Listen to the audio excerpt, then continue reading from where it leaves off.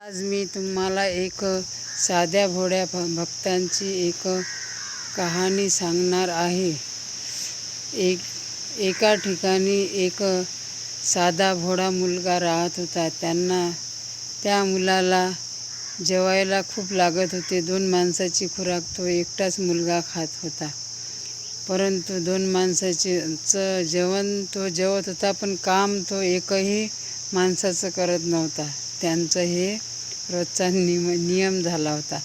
असं करता करता लोक त्यांना कावले. घरातले जे आहेत ते म्हणत होते की तू काम एकही करत नाही आणि तुला खायला तर 2-2 माणसाची खुराक लागत होती. एक दिवस काय झालं की त्या मुलाला त्या घरातल्यांनी काढून दिले की तू जा, पहिले काम कर, नंतरच घरी खायला ये. तो निराश झाला आणि तो बाहेर निघून गेला. मग तो असा विचार करत होता की आता मला कोण काम देणार आहे. तो कामासाठी बाहेर गेला, परंतु त्याला कोणी कामच सांगत नव्हतं. तो एवढा भोळा होता की त्यांना काम काय आहे हेही त्यांना समजत नव्हतं. असं करता करता लोक त्यांना त्याचं नाव भोलासारखा राहत होता. त्यांचं नावही लोकांनी भोला ठेवलं होतं. मग एका ठिकाणी एक संत त्या मुलाला भेटले.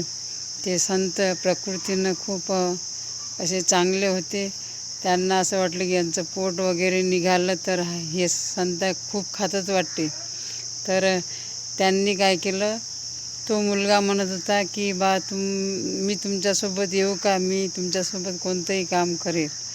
तर ते म्हणत होते की ठीक आहे, तुला काही काम येते.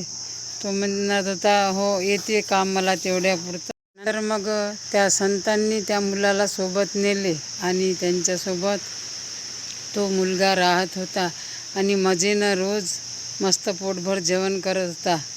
कुठं कुठं त्यांना फिरायला मिळत होतं आणि चांगलं चांगलं खायलाही मिळत होतं. तो मुलगा खूप प्रसन्न झाला की आता आपण या संताजवळच राहायचं आणि पोटभर खायचं. थोडाफार कामधंदा करत होता. असे त्यांचे जीवनातले दिवस जात होते. असं करता करता एक दिवस काय झालं, एकादशीचा दिवस आला आणि त्या एकादशीच्या दिवशी नंतर मग असं फिरता फिरता ते त्या संताच्या मठावर पोचले. आणि मठावर पोचल्यानंतर मग त्यांना त्या दिवशी एकादशीचा दिवस होता आणि एकादशीच्या दिवशी मग नंतर त्या संतांनी त्या मुलाला त्यांच्यासोबत नेलं. फिरत फिरत असताना ते संत त्यांच्या मठावर पोचले आणि मठावर पोचल्यानंतर मग हा जो भोळा आहे त्याचं भोळेपण एवढं होतं की ते संत त्यांना भोला भोला नावानं आवाज देत होते. मग असं करता करता त्यांचं रोज मस्त पोटभर जेवण त्या मुलाला मिळत होतं. तो खूप प्रसन्न झाला. नंतर मग एकदा एकादशीचं व्रत आलं आणि तो असा स्वयंपाकघरामध्ये गेला आणि त्या मुलाने पाहिलं तर आज तर खायला काहीच नाही बनलं. मग त्या मुलाने विचारलं की बा आज खाण्यासाठी सामग्री का नाही आहे, आज काही बनवलं नाही. तर त्यांनी सांगितलं की आज तर एकादशीचं व्रत आहे आणि आज सर्वांना एकादशीचं व्रत करावं लागतं, आज जेवण कुठंच नाही आहे. मग तो तर विचार करत राहिला की मी जर का आज एकादशीचं व्रत धरलं तर उद्यापर्यंत मी मरून जाईल. माझं तर जगणंच कठीण होऊन जाईल, कारण की मी अन्नाशिवाय राहूच शकत नाही. मला जर का जेवण करायला मिळालं नाही तर बस. मग तो मुलगा मग त्या संताजवळ गेला आणि त्या महाराजला म्हणाले की बा माझ्याकडून तर एकादशीचं व्रत होत नाही. मग मी जर का एकादशीचं व्रत केलं तर मला उद्याच मरण नाही यावं. तर ते संत हसायला लागले की ठीक आहे, तू एकादशीचं व्रत नको करू, परंतु आपल्या मठामध्ये आज अन्न बनत नाही, तुला जेवणच करायचं आहे. तर तू एखाद्या नदीकाठी जाय आणि तिथं तू जेवणाचं त्या मुलांनी असं म्हटल्यानंतर त्या संताला खूप हसा यायला लागला आणि ते म्हणाले की ठीक आहे, तुला जे पाहिजे ते सगळी सामुग्री घे आणि एखाद्या ठिकाणी जाय आणि तिथे तू जेवणाचं बनव आणि जेवण करून घे. तर त्या मुलांनी तसंच केलं. आटा घेतला, काही सब्जीचं जे काही सामान आहे ते सर्व घेतलं आणि एका नदीकाठी गेला. आणि नदीकाठी गेल्यानंतर त्या मुलांनी सब्जी बनवली आणि पोळ्या बनवल्या आणि बनवल्यानंतर मग त्या मुलाला एकदम लक्षात आलं की आपले जे संत आहेत ते तर रोज जेवण करायच्या वेळेस रामजीला आवाज देत होते, मग आपल्यालाही आवाज द्यावा लागणार. म्हणून मग तो मुलगा आवाज देते रामजीला. त्यांना हेही माहिती नसते की आज एकादशीचं व्रत आहे, तर आपल्याला भाजी पोळी जेवायला चालणार नाही, म्हणजेच आपल्या रामजीला द्यायला चालणार नाही. तो एवढा भोला होता की त्याला काही समजत नव्हतं. तर त्या मुलांनी काय केलं, रामजीला बोलावलं. नंतर मग तो म्हणाला की राजा राम आइए, मेरे राम आइए, मेरे भोजन का भोग लगाइए. असं तो प्रार्थना करते. वारंवार एक वेळ प्रार्थना करते, 2 वेळ प्रार्थना करते, परंतु रामजी काही येत नाही. त्याला असं वाटलं की रामजी नाराज तर नाही मला. तर तो डबल त्यांनी म्हटलं पण ते आलेच नाही. तर मग तो रडायला लागला की हे राम, माझ्याच्यानं कोणती चुकी झाली, तू जेवायला का येत नाहीस, तू नाही आला तर मी उपाशी राहील. तो मुलगा म्हणायला लागला की हे रामजी, तुम्ही जर का जेवण करायला आले नाही तर मी उपाशी राहील, मला जेवायला मिळणार नाही, मग मी मरून जाईल, मग माझ्या मरणाला कारणीभूत तुम्ही राहसाल. असा तो रडत होता. आणि रडता रडता मग रामजीला असं वाटलं की चला ते आपण त्यांना दर्शन देऊ. ते आले आणि जेवण करायला बसले आणि रामजी आले तर काही एकटेच नाही आले. त्यांनी सीतेलासुद्धा सोबत आणलं. सीतेला सोबत आणल्यानंतर मग म्हणाले की वाढ, आता आम्ही आलो. एकदम अचंबित पडला तो मुलगा, जो भोला नावाचा मुलगा. तो म्हणाला, अरे मी तर फक्त रामजीलाच बोलावलं आणि रामजीने ते मातेलाही आणलं. बरं ठीक आहे. त्यांनी एक एक पोळी त्यांना दिली आणि जेवण करायला लागली. रामजी म्हणाले की जेवण तर खूपच चांगलं आहे, मला आणखी एक चपाती दे. तर त्यांनी आणखी दिली रामजीला. नंतर सीतामातेने मागितलं, नंतर सीतामातेने दिलं. असं करता करता त्यांचं पोटभर जेवण झालं आणि त्या भोल्याला फक्त एकच पोळी राहिली. आणि ते एकच पोळी, मग त्यांचं मन नाराज झालं की माझ्यासाठी मी एवढं मोठं आणलं आणि मला फक्त एकच पोळी जेवायला मिळाली. तर ठीक आहे. मग ते रामजी निघून गेले आणि जे मुलगा होता त्या मुलाने तेवढीच एक पोळी खाल्ली थोडीशी, आणि एका पोळीत त्याच्या पोटाचा एक कोपराही नाही पूर्ण झाला. मग नंतर तो मठामध्ये आला. मग तो विचार करायला लागला की आता एकादशीच्या वेळेस असंच होईल.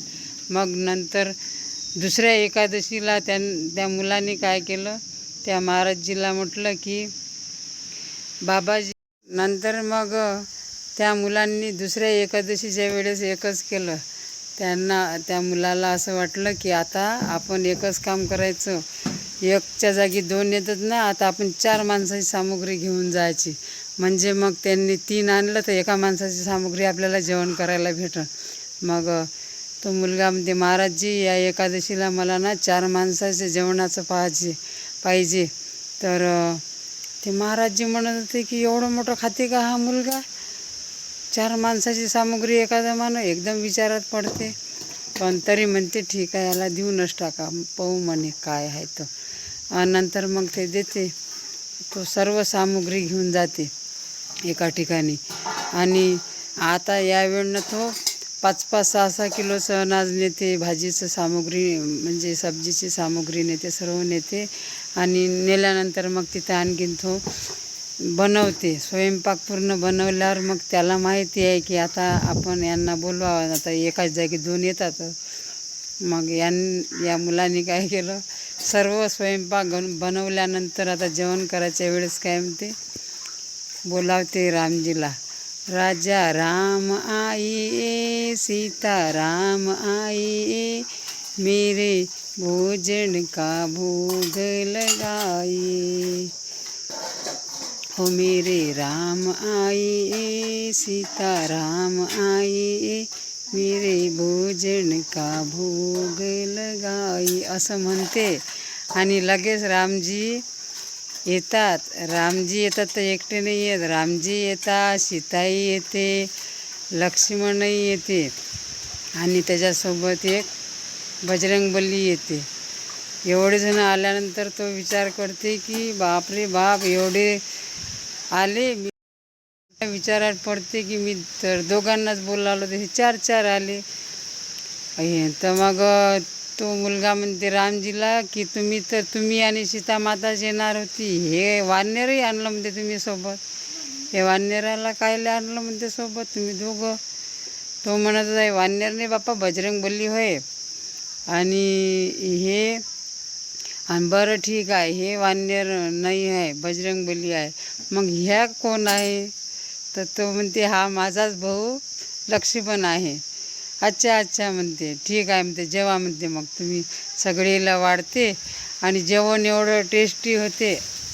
म्हणजे तो एवढा हे नसते, पण त्याचं जे तो करते त्याच्या करण्यात त्याचा भाव एवढा चांगला असते. त्याच्यामुळं त्यांना रामजीला त्यांच्या हातचं जेवण खूपच आवडते आणि ते म्हणतात की तुझ्या हातचं जेवण खूपच चांगलं आहे. आणि 2-2 वेळ जेवण करायला घेतात, 2-2 वेळ चपात्या मागतात. आणि असं करता करता ते सगळ्या चपात्या संपून जाते. फक्त एकच राहते शिल्लक. आणि एकच शिल्लक राहते. म्हणते की बापरे, तुझ्या हातचं किती सुंदर स्वादिष्ट झालं जेवण, आमचं तर पोट भरून गेलं. तो म्हणत होता तुमचं पोट भरलं, पण माझं तर खालीच आहे. आता पुढच्या चक्रात पाहिजा म्हणते. मी मनातल्या मनात म्हणते की मी आता काय करणार म्हणून. आता जेवले ना पोटभर, बरं झालं जेवले. आता म्हणते मी म्हणते पुढच्या वेळनं पाहू म्हणते आता काय करायचं आहे तर. बरं, मग असं करता करता रामजी निघून जातात. एकच चपाती राहते, ते एक चपाती तो खाऊन ग्रहण करते आणि नंतर मग मठामध्ये जाते. नंतर मग दुसऱ्या एकादशीला मात्र तो आता एवढा हुशार होते की आता रामजीला आपण बोलावलं की ते सगळी वरातच घेऊन येते आणि मी काम करतो आणि हे आयतं इथं खातात. मग म्हणते आता काय करणार म्हणते. मी म्हणते मग तो जाते आणि खूप अन्न मागते. बाबाजीला म्हणते की बाबाजी, तुम्हाला माहिती नाही, दोघाच्या जागी 4 येतात म्हणते आणि मला म्हणते हे अन्न कमी पडते म्हणते, मग मी उपाशीच राहतो म्हणते. आता यावेळेनं म्हणते मला तुम्ही म्हणते 10 किलो अनाज द्या म्हणते. 10 किलो आटा आणि भाजी सामुग्री जे काही आहे ते सर्व घेऊन जातो म्हणते. मग एकदम बाबाजी अचंब्यात पडते की असं कसं होऊ शकन हे, कारण की एकटा माणूस तर एवढं मोठं खाऊ शकत नाही.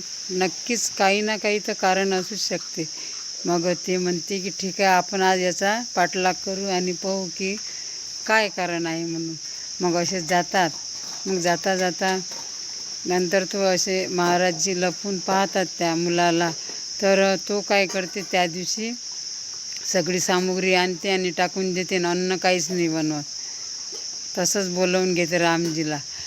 प्रभु राम आइए, लक्ष्मण साथ लाइए, ओ राजा राम आइए, सीता राम आइए, लक्ष्मण साथ लाइए, मेरे भोजन का भोग लगाइए. राजा राम आइए, सीता राम आइए, लक्ष्मण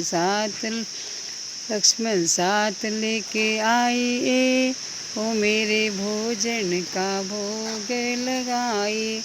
असं म्हणतात आणि असं म्हटल्याबरोबरच लगे राजा रामजी येतात आणि लक्ष्मणही सोबत येते. आणि मग असं होते की राजा रामही येतात, लक्ष्मणही येते, सीताही येते, भरतही येते, बजरंगबली येते, सगळी वरात घेऊन येते. आणि सगळी वरात आणल्यानंतर मग म्हणतात की वाढ म्हणते ताट. आम्ही म्हणते आलो म्हणते आता जेवण करायला. तो म्हणते की कायचं जेवण, दरवेळेनं मीच जेवण बनवतो म्हणते, यावेळेनं तुम्ही जेवण बनवा म्हणते. मला माहिती आहे म्हणते की मी केलं की तुम्ही आहे तर जेवता आणि माझ्यासाठी काहीच राहत नाही. आता यावेळेनं तुम्हालाच बनवा लागेल म्हणते आणि मी खाणार म्हणते. बरं म्हणते बा ठीक आहे म्हणते. मग ते जे महाराज जे असतात ते बाबाजी लपून लपून पाहते याचं बोलणं सगळं ऐकते, परंतु रामजीचं दर्शन काही त्यांना होत नाही, कारण की तेवढं त्यांना दिसतच नव्हतं. फक्त त्यांना हे भक्त बोलत होता, हा जो भोला आहे तो बोलत होता, परंतु रामजी त्यांना दिसत नव्हते, सीताजी दिसत नव्हतं, कोणीच दिसत नव्हतं. मग ते म्हणत होते हा एकटा बडबड का करत आहे. मग असं करता करता एक वेळ काय होते, मग ते सगळेजणं सामुग्री बनवणं चालू करतात. सीतामाताही स्वयंपाक बनवणं चालू करते आणि सर्वजण आपलं आपलं एक एक काम करतात. असं करता करता तयार करतात. आणि जो भोला राहते तो म्हणते तो बाबाजी म्हणते त्या भोलाली की कार्य म्हणते तू आणला म्हणते, इथे एकटाच बसला म्हणते, करून तर काहीच नाही राहिला म्हणते. कुठं आहेत म्हणते रामजी म्हणते, तू म्हणून राहिला म्हणते रामजी येते रामजी येते, कुठं आहेत रामजी. तर म्हणते हे काय म्हणते रामजी इथंच तर आहेत म्हणते. ते म्हणते इथंच आहे, मला तर दिसत नाही म्हणते, तू खोटा बोलतस म्हणते. नाही म्हणते रामजी आले, लक्ष्मणही आले, भरतही आले, सीताही आले, सर्वच आले म्हणते आणि मी आज काहीच नाही बनवलं म्हणते. आज म्हणते हेच बनवून राहिले म्हणते. बरं म्हणते. मग एकदम महाराजजी अचंब्यात पडतात की आजपर्यंत मला दर्शन दिलं नाही आणि रामजीने यांना दर्शन दिलं. मग ते रामजीला म्हणतात की हे राम, हे प्रभू, आजपर्यंत तू एवढं मी तुझी भक्ती केली, एवढं मोठं माझ्याजवळ ज्ञान आहे, सर्वच काही आहे, परंतु तू मला आजपर्यंत दर्शन दिलं नाही आणि हा तर भक्ती करत नाही, तरी तुम्ही याला दर्शन दिलं, असा अन्याय का. तर ते म्हणत होते की मी तर एवढं मोठं एकादशीचं व्रत करतो, तुमचं जप करतो, तप करतो, एवढं सारं करून तुम्ही मला आजपर्यंत दर्शन दिलं नाही आणि या भोल्याला तुम्ही दर्शन दिलं, असा अन्याय का. तर मग तरी पण ते दर्शन देतच नव्हते. मग भोलांनी म्हटलं की हे रामजी, एकदा आमच्या बाबाजीला दर्शन द्या. ते खूप प्रार्थना करायला लागले. तेव्हा कुठं रामजीने त्यांना सर्वांना दर्शन दिलं. तर मग एकदम महाराजजींनी म्हटलं की बा असं का, मला दर्शन का नाही दिलं ना आजपर्यंत तुम्ही, आणि हा भोला तर काही करत नाही आणि तुम्ही याच्या हातचं खाल्लंही. आज एकादशीचं व्रत असून तुम्ही भाजी पोळी जेवली आणि आम्ही एवढं नियमानं एकादशीचं पालन करतो, आम्ही एवढं नियमानं जप तप करतो, परंतु तुम्ही आजपर्यंत मला नाही भेटले आणि या भक्ताला भेटल्याचं कारण काय. तेव्हा रामजी म्हणाले की त्या भोळ्यात आणि तुमच्यात फरक एवढाच आहे की तुम्ही जे जप तप करता त्याचा तुम्हाला अहंकार आहे की आम्ही काय आहे. जो अहंकार, ज्याला अहंकार असला तो किती काही भक्ती करेन तो माझ्यापर्यंत पोचूच शकत नाही. तर ते एकदम चरणावर आणले आणि म्हणाले की मला माफ करा, बरोबर आहे, मला अहंकार होता त्यामुळं मी एवढं तप केलं, पण माझं सगळं व्यर्थ केलं, मला आजपर्यंत काही दर्शन मिळालं नाही. आजपर्यंत गुरुमुळं शिष्याला दर्शन मिळालं, परंतु आज असं झालं की शिष्यामुळं गुरुला भगवान श्रीरामजीचं दर्शन मिळालं. आणि या कहाणीतून मनुष्याला एकच आहे की मनुष्य किती काही भक्ती करत असेल, यदि त्याच्या भक्तीत कधी अहंकार असेल तर तो परमात्मापर्यंत कधीच पोहोचू शकत नाही. अशी आहे ही भोळ्या भक्ताची कहाणी.